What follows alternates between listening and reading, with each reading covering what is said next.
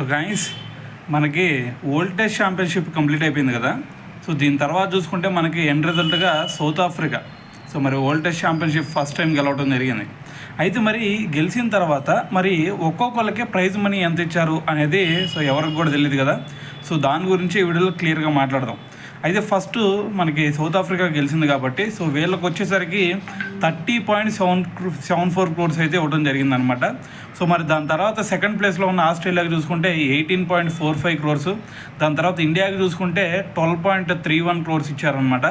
దాని తర్వాత New Zealand team చూసుకుంటే 10.25 crores, ఇంగ్లాండ్ చూసుకుంటే 8.20 crores. దాని తర్వాత ప్లేస్లో శ్రీలంక ఉంది. శ్రీలంకకు వచ్చేసరికి 7.17 crores. దాని తర్వాత బంగ్లాదేశ్ చూసుకుంటే 6.15 crores. అలాగే వెస్టిండీస్కి కనుక ఒకసారి చూసుకుంటే 5.12 crores అనమాట. మరి లాస్ట్ పొజిషన్లో ఉన్న పాకిస్తాన్కి చూసుకుంటే 4.10 crores అనమాట. మరి ఓవరాల్గా మరి ఈ వరల్డ్ టెస్ట్ ఛాంపియన్షిప్లో ఒక్కొక్క టీంకి అందిన ప్రైజ్ మనీ అయితే ఇదనమాట.